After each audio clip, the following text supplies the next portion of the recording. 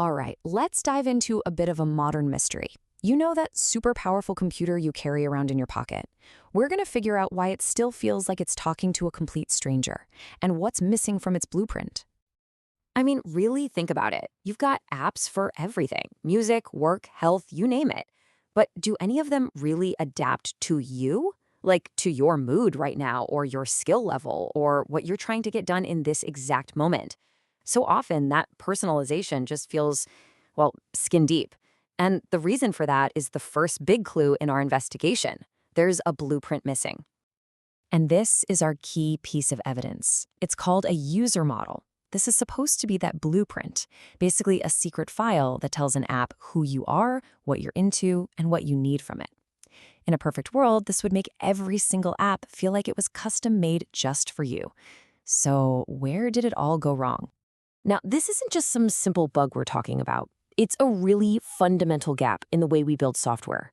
It's something that starts deep, deep inside the world of development, and it creates this huge blind spot when it comes to actually understanding the person on the other side of the screen.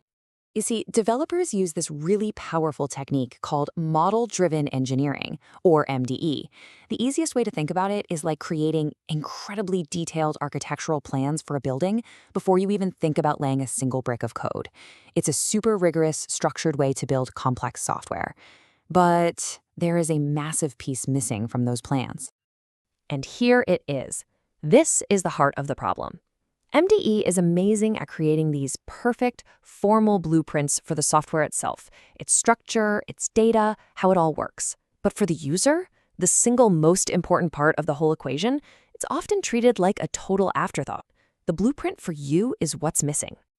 So, to figure out exactly why this blueprint is always missing, a team of researchers decided to basically become detectives. They launched a full-scale investigation, sifting through years and years of academic evidence to find out where we've been going wrong this whole time. And trust me, this was not some casual Google search. They did what's called a systematic literature review, which is an incredibly rigorous process. They started with over 500 different papers and meticulously whittled them down to the 30 core studies that really truly represent the state of the art in this field. So what did all that digging actually uncover? Well, the evidence they found points to a few key culprits, a few reasons why our apps still just don't get us. What they found wasn't a single smoking gun. Instead, the evidence paints this picture of a really fragmented, disconnected effort, a field that's kind of focused on the wrong things and is missing the big picture, which of course is holding back any real progress. So, what are developers actually tracking about us? The evidence is pretty clear. There's a heavy focus on the easy stuff. Basic demographic info, simple preferences, but the deeper, more human things that really make us who we are, like our personality or our emotions, they barely even show up. And when you drill down, the problem gets even more obvious. The most common things being modeled are things like your name, your job title, and your gender. And look, while that stuff can be useful, it's incredibly basic. It doesn't capture the essence of what makes you, well, you. This brings us to a really crucial distinction in the data. Most of what's being collected is static. It's stuff that you set once, and it rarely ever changes. But the data that could power these truly mind-blowing personal experiences, that stuff is dynamic. Think about your mood, your focus, your stress level. That's the data that changes minute by minute, and it's what our apps are almost completely blind to. And the stark reality of that blindness is right here.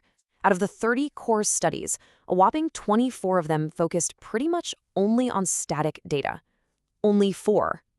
Just 4 even tried to include those dynamic dimensions. It just goes to show you the industry is overwhelmingly focused on who you were when you signed up, not who you are right now. The investigators also found a different kind of problem, and it's summed up perfectly by this quote from their report. What it means, basically, is that the research community itself is totally disconnected.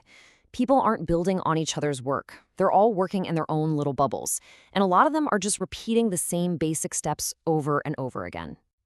And this number really just drives the point home. Of those 30 core papers, only 8, just 8, were cited by any of the other papers in that same group. It's the academic equivalent of everyone trying to reinvent the wheel instead of getting together to build a car. Okay, so with all the evidence in, what's the final verdict here? And maybe more importantly, where do we go from here? How do we finally build that missing blueprint for you? So the verdict is pretty clear. Personalization is lagging because 1, the community is fragmented. 2, the models are way too simple, focusing on static stuff like your name and your job. 3, they completely ignore the dynamic data that really matters, like your mood. And 4, there is no single, standard blueprint that everyone can build on. We're just stuck in this loop of simple, disconnected efforts. But this is where the story takes a really exciting turn. The solution isn't just to try harder with the same broken methods. The real key, the game changer, is a technology that can finally capture all those missing dynamic details and unify the blueprint: artificial intelligence. Let me show you how this could work. Imagine you're using a chatbot. An AI using what's called natural language processing could analyze your writing style in real time. It could then automatically update your user model with your language skill, and boom, the chatbot could instantly start using simpler or more complex words to match you perfectly. No forms, no digging through settings menus, just seamless, instant adaptation. This is the future we're talking about. So that brings us to the big final question. Just imagine, for a second, if every single app you used had access to a rich, dynamic, unified blueprint of you. Not just your name and age, but your personality, your current mood, your goals for the next 10 minutes. How would that completely change your relationship with technology? It's a future where our devices don't just serve us, they might finally, truly understand us.